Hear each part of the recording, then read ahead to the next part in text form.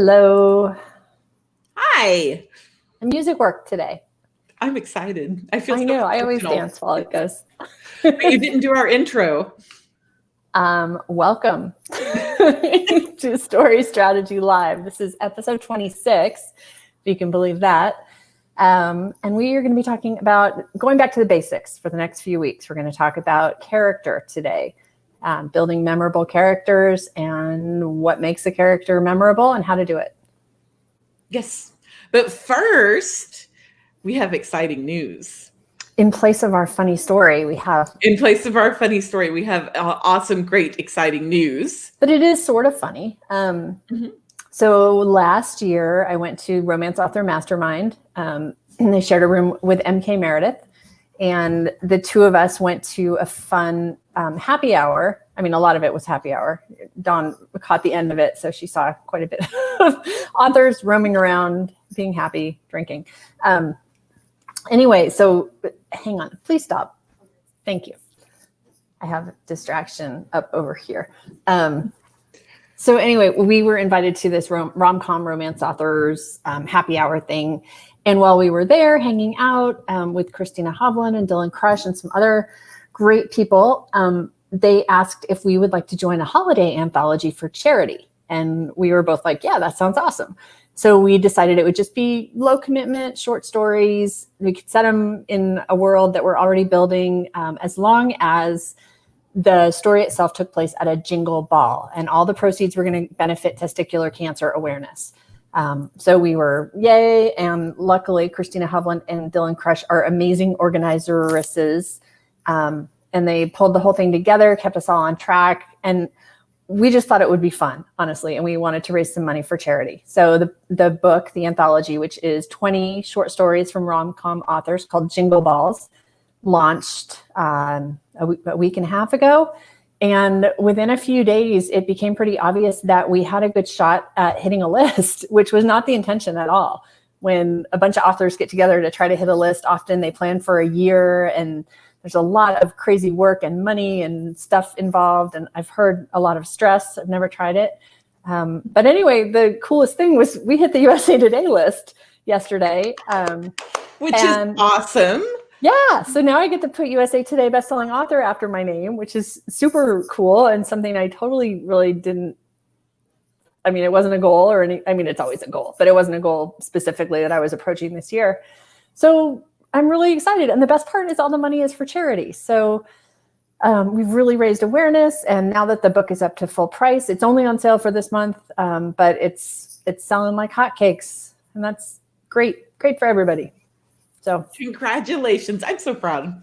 Thank you. I'm proud of you. I'm proud of you too. And Julie, say congratulations. And Amanda.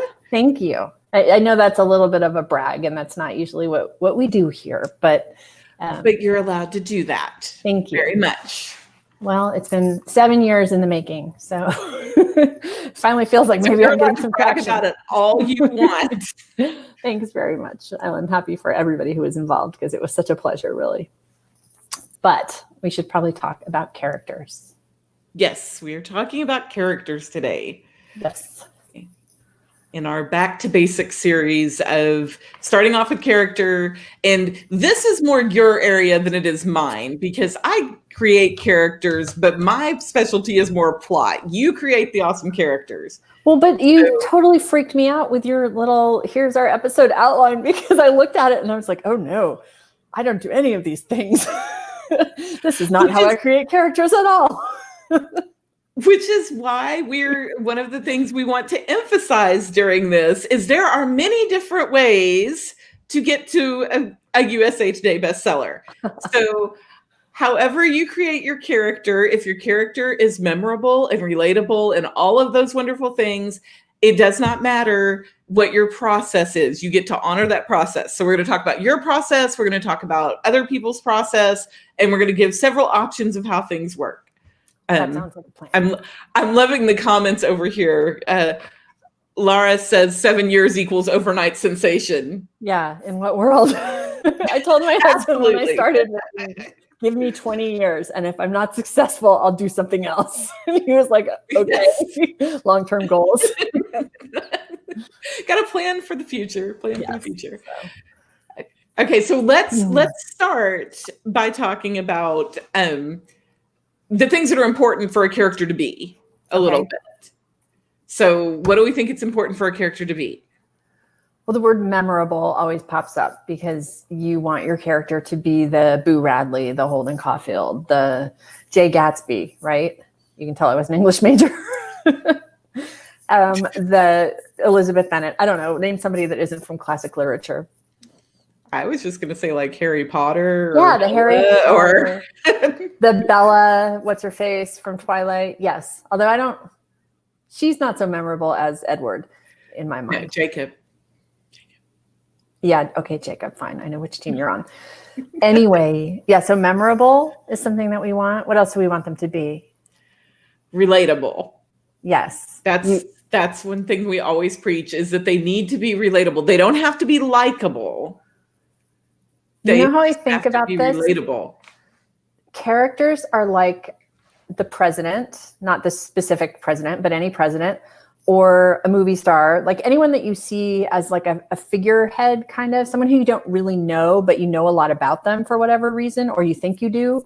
And you know how some presidents, like you would totally go sit down and have a beer with him, regardless of the politics. Like you just feel like he's a relatable dude. And then some not. That's how I like to think about characters. Like you want to feel like I'd like to get to know that character a little bit. Or maybe if there's that likable thing. You probably wouldn't want to have a beer with Voldemort. But anyway, let's move on, shall we? Okay. I'll stop. I'm thinking Voldemort would have an interesting story because even your villains have to have their interesting stories. That's true. And we're going to talk about that. So for you, when you are writing, where do you start when you're creating your characters? Well, so this is like the panicked email that I sent to Dawn when I was like, but this isn't what I do at all. I don't know how to talk about this. I outlined what I actually do, which is, I guess, a process, but I think it's specifically because I write what I write and because I write rom-com and romance almost exclusively. I start with, even the other thing that I've been dabbling with, I start with a situation, basically. Like, wouldn't it be interesting if,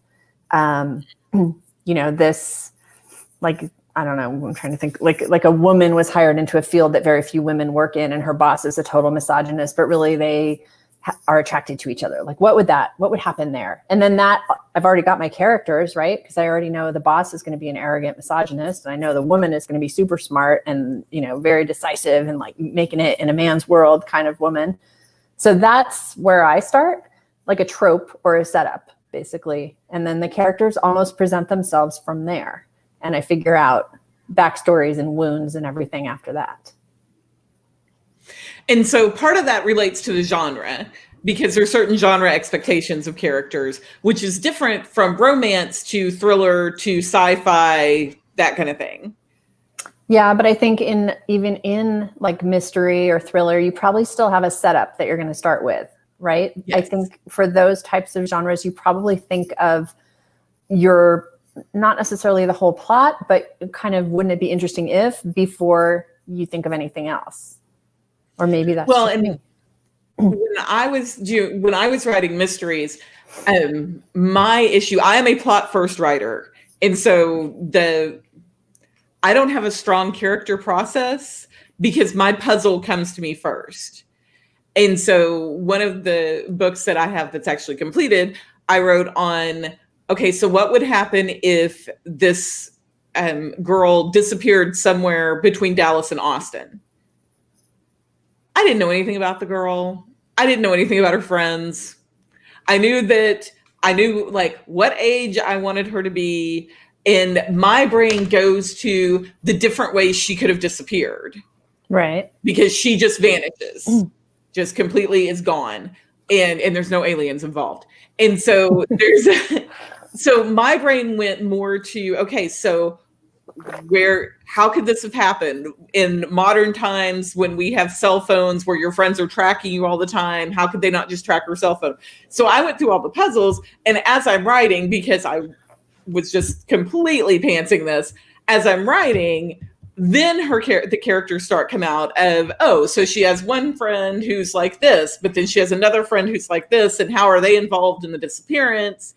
And so when you were saying, well, the characters present themselves, I'm like, well, mine don't. They just... Dawn, sometimes mine present themselves through the first 20,000 words. And then when I get to 25, I'm like, oh crap, none of this is working, because I just realized that he doesn't, or, you know, and then I go and rewrite, and that sucks. And I hate that, but that does happen a lot. And maybe if I wasn't a pantser, it wouldn't. Yes. If that's part of the process, that is okay. That is okay to work with that part of your process. So if when I got the panicked email about, and we'll talk about the process I'd sent you here in a second, but when I got the panicked email, you mentioned how you came up with your characters for Mr. Match. Oh, right. That was very interesting. Well, that was almost like, I mean, I had an agenda on that one. I wanted a hooky series. I didn't want one book. I didn't want one character. I wanted a really hooky sports romance series. But I'm not a big sports person, so I knew it wasn't going to be like a very heavy sports romance series. And I needed something else. And I wanted something that would drive a lot of books if I wanted to write a lot of books. And so I came up with Mr. Match, which he was a pro soccer player who also happened to be a mathematical genius, who came up with an algorithm for love and built it into a website and launched it and did this anonymously. So he was suddenly Mr. Match, matching the lonely hearts of San Diego. And it was all anonymous. So he had this interesting dual identity. But the second I thought of him, I was like, okay, so he's a pro soccer player. So he's probably, you know, athletic, has a decent body. Maybe he's attractive. Of course he's attractive. Of course he's attractive. He's a romance hero. But he's also a mathematical genius. So he's going to be like kind of probably arrogant, quirky, maybe a little standoffish. And so from there, I was able to sort of start to figure out like, okay, so how do his teammates react to a guy like that? And, you know, what's the interplay on the team, and what's the bro situation there? And then how is that matchmaking thing going to play into these other characters? Like, why would these hot guys all be single and looking for love? And so it kind of built itself as I started working through the questions, but it all started with that one character. Because he was just really interesting to me, and he came from this total market-driven setup that I imagined. And it led to a great series, and they're great, memorable characters who are a lot of fun. Yeah, it was super fun. I love that series. And it was very fun to write.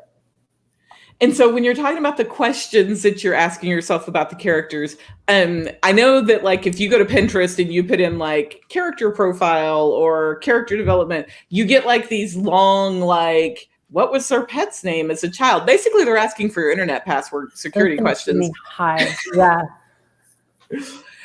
So that answers my question I was going to ask you. Do you find those to be productive? No. No, not at all. But I know that people do. And we'll go through some of that stuff and point you to a few, because every writer's different. And I don't know if you guys saw Melanie Harlow when we were talking with her, but the most useful thing she said that for me as a writer was that when she gets stuck, she has her characters write her a letter about the book she's writing and what they're doing in it and whether they like it or what she should be doing with their character. And for some reason, that made a lot of sense to me. And I've been doing that, and I like it a lot. So that is the closest thing I do to filling out like a character sheet. Well, and I've heard several authors say that of the knowing what their favorite ice cream was when they were 7 doesn't help me. No. But sitting down and working through that can sometimes lead you to whatever their backstory is. Yeah, well, and I could see that. I guess... I don't know. I guess I do that in a way, but not in such a mechanical fill in the blanks on a worksheet kind of way. Because yes, those little tiny things, those details, what kind of ice cream they like, those are the things that make a character a person, right? Mm-hmm. The fact that like he likes Rocky Road, but he picks out all the walnuts because he hates nuts. And everyone just asks him why he doesn't just get chocolate with marshmallow. And he's like, because they don't make that flavor.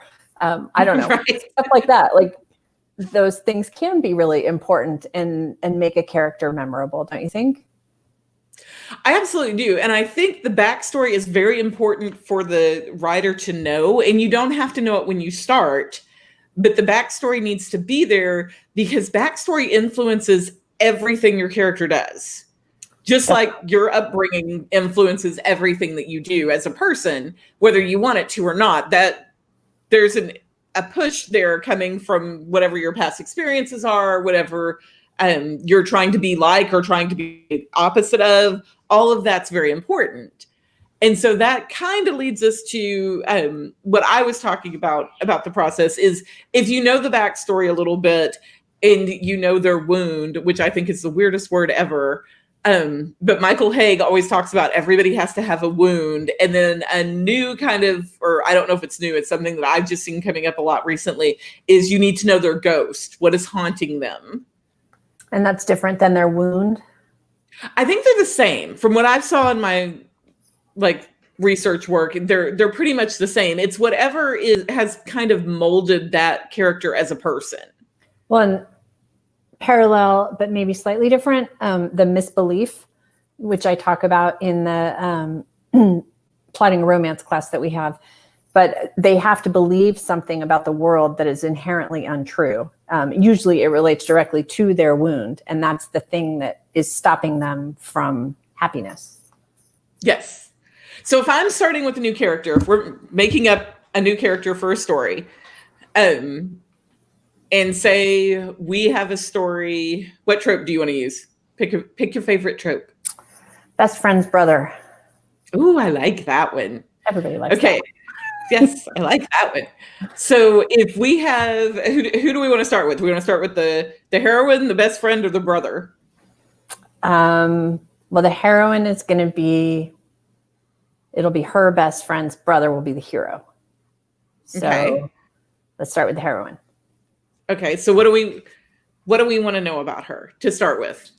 Well, I guess we have to determine what age. And is this going to be like a second chance thing? Did they know each other as kids and they re-meet later? Or are we talking like college age or something where this is all, we're meeting them all for the first time, they're meeting each other for the first time kind of thing? Ooh. I want to go with they're meeting for the first time. Okay, so maybe like college roommate, older brother, like they're a freshman, older brother's a senior. So they could be at the same school, but he's, much, much cooler. Of course. Well, and so then immediately I'm like, but so is he like an asshole bigger brother or is he protective? Like, which way are we going to go? Okay, so let's go with he's protective. Okay. So then I start thinking about the heroine and I'm like, now why would a super protective older brother who's like getting in their business as they're trying to have fun at college be interesting to her? I mean, of course he's hot. So we can just knock that out right there. It's a romance novel. Everyone's beautiful. We'll move on. What is it about her life that would make her be attracted to somebody who is a protector type? So you start thinking about like, well, maybe something bad happened to her and there was no one to protect her. Or maybe she witnessed something, or maybe her big brother died, or maybe, what else can you think of? That's exactly all the wounds, all the ghosts, all the things that's going to lead her to being attracted to this guy. And part of it, especially in romance, is they have a problem that only this other person can solve for them. And It's usually an internal problem or an internal need. And so I think you set that up great of how they would play off of each other. He's protective. She's got a moment where she wasn't protected. So she's going to long for that protection, but she might reject it because she might not trust that it could ever be there. What if everyone in her life has always protected her and she's just so tired of that she actually is like repelled by him, but he's very hot and he just keeps stepping in and trying to protect her. And I don't know, clothes start coming off and and magic. Well, okay. So then we've got to look at him, right? Because why is he protective? What makes him act that way? Well, so maybe the backstory is that something bad happened to his sister, something she doesn't talk about, but he doesn't ever want it to happen again. And so he's always around. So maybe he feels like he failed her at some point. He didn't protect the person he was supposed to. And so he is always trying to make up for it. And so we got wounds all over the place. Wounds, ghosts flying around like it's Casper Central here. So all of that influences everything about your character. Right. Which is our goal today. Well, so for me, once I've figured that kind of stuff out and settled on how I think their dynamic is going to work, then I can start building in like, okay, so if he's super protective and she was always protective and she hates that. And so then there's a little bit of a conflict between her and her, maybe it's her roommate. And so she, is always trying to get her roommate to like sneak off and like, get out from under his thumb or go to the frat party without telling him. And then he sees them there. And so then I start thinking about like, okay, what kind of girl is she? Like, what sorts of things does she want to do? What is she majoring in? Where's her family? All, because then you can kind of set up like who she is and how she behaves and what she likes. And you can look at it from his perspective and do the same thing for him. Right. So start in a small, you just need a little like popcorn kernel to start, and then you can just pop it all the way out. And that what you're talking about too also goes to something we're going to talk about a little bit later in the series about goals. Mm-hmm. Well, and conflict too, which yes. Don't ask me yet what the conflict here would be. I have no idea. So that would have to relate to the, like you were saying, like what she majoring in, what is she trying to do, all of that. That's her goal, which is almost always going to be related back also to either trying to get away from the wound or trying to make up for the wound, or somehow there's always, everything's connected. Right. And so that's now the fun part of the character creation is, and I'm curious if you ever do this, do you do visual aids on your characters? Like, do you pull up pictures or anything like that so you have an idea of what they look like? I have done that. But I think because my characters, and honestly, they probably all look very, very similar in my head because I write pretty much myself with, the hot, tall, dark, handsome guy. He usually has blue eyes and some scruff. And maybe I need to step away from that. I'm actually writing a redhead right now, the book that's coming out in October is a redheaded hero because I do like a ginger. But no, I don't do vision boards. I don't do a Pinterest board. It's kind of all just in my head, I guess. And I think it would be a good idea. It's something I'm interested in doing. And I think I would recommend to other writers that they do choose a picture or something, because my characters change eye color and hair color and yeah, just for consistency purposes. That's awesome. Yeah, I always liked finding a picture. And in Scrivener, you can actually put the picture in the notes. And so then I could go back and be like, oh, okay, what color eyes does he have? Okay. But for that's me, where it's procrastination. When I start doing that kind of stuff, it's because I don't want to write. That's another danger that I understand. So Pinterest can be really great for that. I also have a client who always has her book cover first. She makes sure she finds her cover, and then it's like, oh, this looks like this character, and I totally want to write these people's story. And so that's another place that you can find some inspiration there that makes your description passages a little bit easier because you don't have to completely make them up in your head. You can actually see them. Julie says she is currently using her cover photo. Yes. That's a good idea. Although, yeah. Anyway. Well, and so then we kind of touched on the descriptions of characters, and I'll throw in a note of caution here. And I pulled some stuff from, I'll share this link. There's a masterclass taught by Neil Gaiman that you can buy online.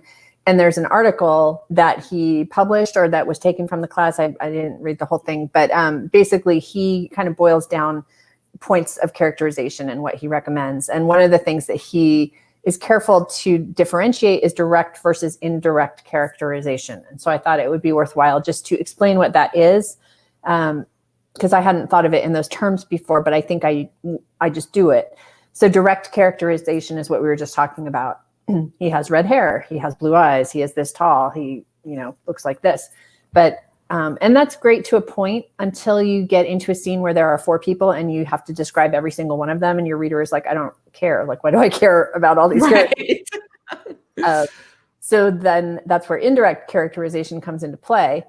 And you figure out how to describe your characters without describing them. Instead, you're letting your readers understand who they are and what they're about, and even what they look like through things that they are doing and saying, which is more subtle, interesting, and a little harder, but more compelling for the reader. So Neil Gaiman actually says, describes a character through their thoughts, actions, speech, and dialogue. A healthy mix of direct and indirect characterization helps authors present memorable characters. Very nice. Yes. Well, and you don't, in some situations, it's the direct description is great and it works. So for example, in our romance, if we're setting it up that the heroine is immediately attracted to the older brother the first time he's carrying stuff into the dorm room, then she might notice things like his hair color and eye color and that kind of thing.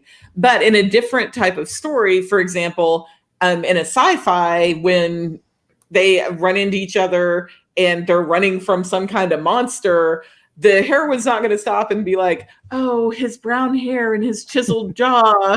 It's right. No, I like the way he moved the blaster and saved me. Yeah. So, although in that dorm room scene, I would highly recommend not describing the hair and the eye color, and instead going for things like hearing his voice in the hallway before he comes in, and the way he moves across the room, or, you know, something that isn't quite as cliche as, like, tell us something else about him. Like, does he have strong hands? I don't know. Although hands honestly get overused too. Hands and forearms. I know. What's with the forearms lately? I don't know, but I've read a lot of forearms There's a recently. ton of muscular corded forearms lately. Yes. And I guess I'm just not a forearm girl. I've been married a long time. Like, who wears their shirt rolled up like that all the time? Why is everyone always describing their shirts getting rolled up so we can see them hairy muscular forearms? I don't know. That's something we need to research and figure out. What is the magic of the forearms? I don't know. All right, well, let's get back into it. So some of the things when you're trying to set up these characters and you're trying to decide like what their backstory is going to be, what their wound's going to be, that kind of thing. The other thing that I think is kind of interesting is you can base them on, you know, if you have somebody you know who's not going to recognize themselves in the book, then that is always kind of interesting. Another thing that I've had fun with my characters in the past is doing personality tests as the character. And so you think about like ENFJ or whatever, I don't remember what that was called. Myers-Briggs, I think. Yeah. And there's places where you can take them online for free and it's not a big deal, but you can kind of think of it of, okay, so how would they answer this question? And there's I'm probably going to say it wrong. Is it the Enneagram? ENNEAGRAM? Enneagram? Maybe I'm saying it wrong. That website. My doorbell. They liked it. Excuse me for just one moment. I'm sorry. Go ahead. I'm going to ramble about a personality test for a minute. So that website actually shows the different personalities, but it also shows has information about how each personality type interacts. So if you, I think it's 1 through 9 is the personality type. And so if you have a character who is a 3 and your hero is a 7, it will tell you how those two people would interact. And it would tell you what their points of conflict would be and where they would meet in the middle, how they would get along or how they wouldn't get along. Julie said we just entered the bonus round. With the ding. No, that was UPS. My desk is right next to the front door. And, you know, that's where my kids run through. And sorry. It's okay. Very professional. Yes. So I was suggesting the personality test as a way, if you're stuck and you can't figure out like what would be, which is what we're about to talk about next, what would be the flaw of your character? If you look at some of these personality tests and think of it in terms of how your character would answer, they will give you a list of flaws to work from. which is kind of interesting. The personality tests give you a list of flaws? Yeah, I guess that's true. Negative and positive traits. They don't call them flaws. But well, some people use like horoscope, or I've even heard of people like doing fake tarot readings for like, I don't know. It depends on how woo-woo you want to get and how much stuff you feel like you need. But again, I caution you, a lot of this becomes procrastination. There's a point at which you know enough and you need to just start writing. And you'll figure and you got to be aware of when you hit that. Yeah. So moving on to the flaws, why don't we have perfect characters? Well, because perfect characters are boring and they don't exist anyway. Yeah, that's pretty much it. Quizzing us about whether we use Jungian theory. And I would like to say that I don't have time to Google that without being really obvious. So I'm no. Amanda, if you could clarify what that is for our other people who probably already know, but if we could just review it. We are failing the bonus round. Evidently the bonus round is Stump the Chump. We need the buzzer. Okay, so perfect people are boring. And two of the things that I see, since I'm usually getting the first round of the drafts, two of the things that I see are the character who is absolutely perfect and she's beautiful and she does everything right and she says everything right, and that limits your ability to create conflict, basically, because the conflict usually somehow involves your flaws somehow. The other side of that I see is what I refer to as diary syndrome, because it feels like you're reading somebody's diary, because they're writing, and there's nothing wrong with this, but it's basically wish fulfillment of their writing what they wished would have happened when they were in high school and were in the high school play and ended up kissing the popular guy and that kind of thing. I completely made that up. That is not any of my clients' books. So if it sounds anything, this is my disclaimer. No relation to any persons living or dead. And so you've got to have those flaws in there so that you can create the conflict. So you're creating interesting people. And even if when you are telling the story, if you're like, well, I really wish that I would have been, not jealous, or I really wish that it had gone this way, the conflict still needs to be there. Yeah, nobody wants to read perfect people. Because even if at the beginning they're charming and interesting because their lives are so perfect, it's like you're waiting for a shoe to drop if you're reading that, or at least I am. I'm like, okay, yeah, so what's wrong then? Tell me what's wrong. And if there's nothing wrong, then why am I reading? Yes. So I just finished reading Rebecca, which I was... The Gothic novel? Yes. It's in my Kindle. I've never read it.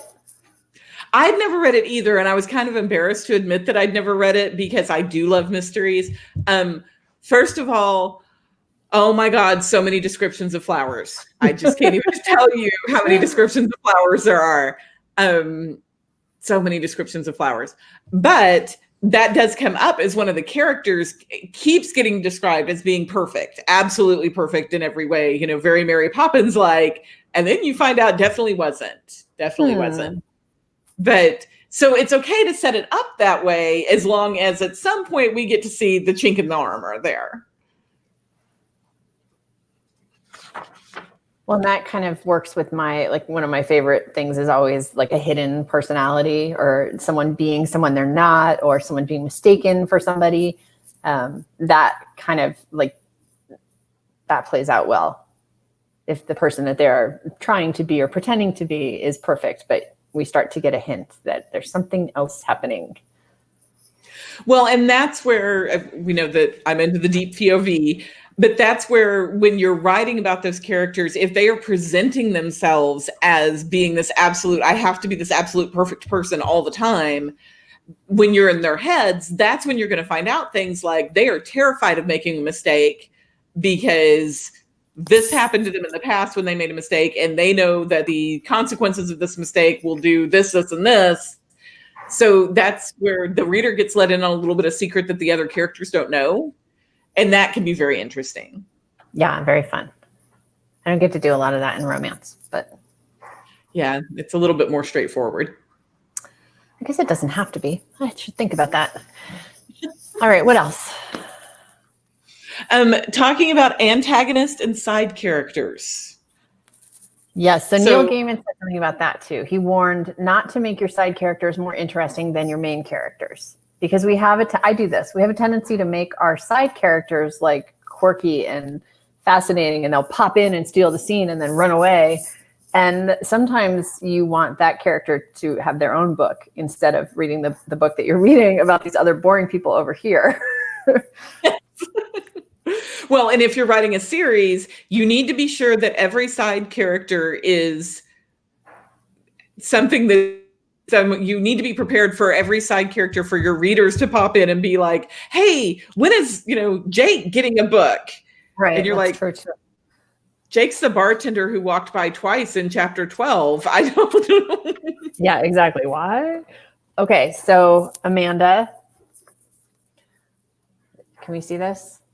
Ah, nice. Oh, and I have, okay, so for Amanda said that explaining the Jungian theory. Jungian. Say it again. Jungian. It's like a Norwegian J or a Danish. Okay. I'm so glad I have you here to say things. For me. But I've got more than 12 here. There's like 4 million of these. I honestly don't think I've ever opened this. He had 12 archetypes that people use as bases to build characters such as the lover, the hero, the magician, the outlaw, the explorer, the sage, the innocent, the creator, and more. So you have a cards? Yeah, so I bought this at the recommendation of I do not know who after I took a workshop with the Washington Romance Writers, which is the Washington, D.C. chapter of RWA. And I think I bought it at the same time as I bought Joseph Campbell's book, The Hero's Journey. Is that what the book's called? That's not what the book's called. Okay, well, that's what it's about. But they were recommended as a way to build characters. And I completely forgot I had them until right now. But they, let's see. The cards help determine which archetypes are most active in your psyche and how they can lead you to achieve greater insights into your life. So it's built to be kind of a discover yourself sort of deck, but they're very helpful, I guess, for like choosing characters. Like this one is called Student, and it says light attributes are humility and devotion to knowledge, openness to lifelong learning. Shadow attributes are arrogance in the pursuit of destructive knowledge and unwillingness to translate knowledge into action. And then they have pretty pictures. Ooh, I love that. Shadow attributes. Yeah. So like there's teacher, trickster, victim, warrior, hero, heroine, addict, advocate. There's a million of them. They're actually really cool. If this is your thing, highly recommended. I think I got them on Amazon. I'm not sure. Well, and Amanda's also recommending the book that I happen to have handy. Aha. And there's this one, and there's the authors. And then I also have this one, which is specifically about villains.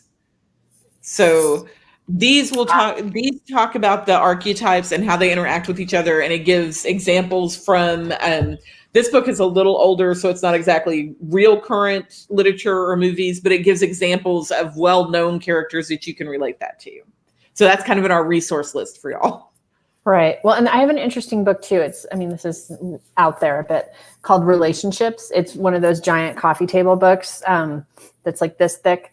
But you look up your birthday and you can look up someone else's birthday, and there's all these crazy charts that show like by the day where they intersect. And then you get this long, like page long, like where your moon phase was, where his was, and if they relate. And it tells you like it gives you examples of couples that like father-child or mother-child or romantic partners or business partners who match those 2 days. And then it talks about why these people are a good match and what to look out for in that relationship, or why these people are dangerous. And so you can use all kinds of those types of things to help you figure out how to make your people as realistic as possible. Well, and I think, and we touched on side characters and we kind of bounced off of them, but I think that's kind of our point as far as memorable characters is you want the character needs to be someone that you're still thinking about after you close the book. And like you talked about you might want to go sit and have a drink with them, or you might not want to go sit and have a drink with them. You might just want to watch them from afar. But when you think about characters that stick in your mind, it's related to the emotion that they bring up for you. Exactly. And there's some characters, for example, in Harry Potter, Dolores Umbridge, she brings up an emotion and it's not a good one, Right. And so, and I think it also connects to how well you can tie those characters to people that you actually know sometimes. And that can be good or bad, because there's been some characters that you're reading the book, and if they remind you of someone who irritates you, and Right. sometimes that can even just be their name, but if they remind you of somebody who irritates you, you're not going to relate to that character on the same way that another person does. But And I mean, every reader is going to be different, just like every writer is different. So right. Well, yeah, you can't please everybody. And I think that part comes to some of the characters that end up being like darker than others, or sometimes, especially in romance, where you have the really strong alpha characters and you have some of the readers who are like, I do not want to read any more of that because I would not tolerate him for 15 minutes. And so I think all of those kind of play together too. yes. What else? So Neil Gaiman says that great characters represent a clear point of view. You should know what they are about. And I struggled with that one, to be honest, because I feel like, because he also talks about the arc and how characters have to change through the course of the book. But that was what almost seemed contradictory to me, because a lot of the characters that I write, at least, and the ones I enjoy reading, are not exactly sure what their point of view is when they start. Or maybe they have one, but maybe that's their misbelief. It's a mistaken point of view, and that's what has to change. So that one was a little hard for me. He also says they remind readers and viewers of real people, and we talked about that. And they have a backstory that goes deeper than what's on the page, and we talked about that as well. Yes, and I think that's a huge point we need to make too, is while it's very important for the author to know the backstory, the reader does not need to know everything about them the minute they show up on the page. Oh, yeah. Just like we've mentioned before, it's the blind date theory of you don't go to the blind date and they immediately tell you that, you say, oh, hey, the salmon looks good. Yes, well, my dad died when I was 5, and because of that, I feel abandonment issues. They don't know those things yet. It's okay for the author. The author needs to know them, but the characters usually aren't going to be that self-aware that quick. Well, and the other thing is, writing is a selfish art. You do it because you like telling yourself a big, long, detailed, complex story. What you're writing for the reader is basically like a book report of the story that you told yourself. And you only hit the high points. There's a humongous, ridiculous backstory that is super interesting, and it involves like the great-great-grandfather having a dance studio and the mother never wanting to, and it goes on. And there might be one sentence that refers to the fact that there was a dance studio, but all that other stuff, we don't need it. Like, it's great that it's in your head because it colors everything else you're going to write, but there's so much that you need to hold back to really have a compelling story. And I think that's really hard. Yes, because when you do create these great characters, you want to be sure the reader understands everything about them and sees them the exact same way you do. Well, they don't have to see them the exact same way you do. They see them how they see them. And that's okay, because they might like something about the character completely different than the way you intended it to be, but it's still memorable to them and it still draws them into the story. And like we talked about a little bit on this before, is that readers will sometimes forgive a kind of weaker story for great characters. Right. And so you've got to make sure your characters are strong. Agree. I feel like we've kind of gone through most of what we planned. Is there other stuff we wanted to talk about? We were going to mention the emotional wound thesaurus. Oh, well, you have that one. I have this one, the emotion thesaurus. These are great resources for building those descriptions and also dialogue and internal reactions and things. Instead of, always happy or sad, you can refer to this. There's many other emotions that they can feel.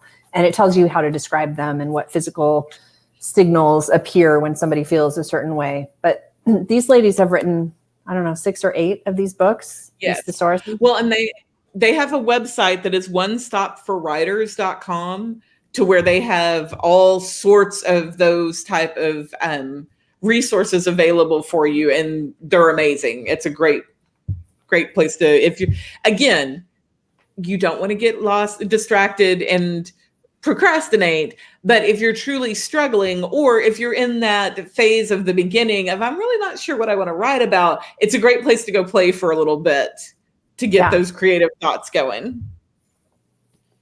So yeah, I think we covered everything we had in our wonderful notes. Excellent. Well, let's tell them about the episodes coming up, because I'm really excited about the one about hooking. I think that is going to draw a whole new audience for us. I think it will too. Dawn named one of our episodes Hooking. It's just been that kind of day. So our next week, we're going to be we talked about characters today. Next week, we're going to be talking about plotting, as far as inspiration for plots, different plotting systems, Save the Cat, James Scott Bell, all of those type of things. We're going to absolutely jump into that. And then on, Hooking isn't until November 5th. We've got a while for Hooking. Well, that's good, because neither one of us has a lot of practice. So hopefully no. Gain some experience. Well, I mean, we're going to have to work that out. So next week, we're talking about different plotting systems and inspiration. And then the week after that, we'll be talking about conflict and tension, and then some scene structure, and then we get to hooking. How are you going to hook those readers with your boom chicka wow wow, as Laura said? I think she's talking about the other kind of hooking, but okay. Yeah. You can write about whatever you want. I have a book that my husband always shoves to the back of the bookcase if people are coming over. It's called The Happy Hooker. It's a crochet book. Nice. Very nice. He's like, it sends the wrong message. Or does it? I mean, it goes well with my crap taxidermy book that I like to put out on the coffee table. The dog ate that book. Oh, no. That's a cute book. I like that book. So that's where we're headed for the rest of this year. We're going to be working through the steps of the story structure, that kind of thing. Down track, and I just keep interjecting with completely. I'm very sad about the taxidermy book. But the thing that I wanted to put out there was, if you have questions, if there's something you want us to address, or if there's a specific part of story structure that you don't feel confident in and you want to be sure that we really hit it, please send us questions. We would love to answer you. Yes, do that. Questions are good. Questions are good.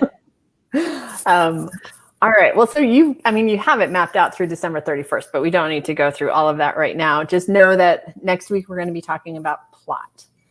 Yes. So it's going to be an 18-hour episode. Bring popcorn. I promise you it will not. I promise you. All right. We will try to keep it concise.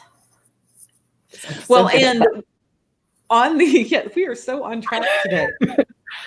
On the Pinterest page, we will be adding all of these things that we're talking about, and everything will be in one nice place for you to come check out, as well as on our Facebook page. Yes. And all of these episodes, if you've missed any of them, are on the Facebook page, and they're also on the Evident Inc. website. If you haven't been there in a while, it's a fun place to hang out. No, but it's a central location to find these episodes, and also to get over to Teachable, where you can sign up for coaching, where you can sign up for Deep POV, or for the plotting class. And that's where you should keep track of future resources as well. So evidentinc.com, pretty easy to remember.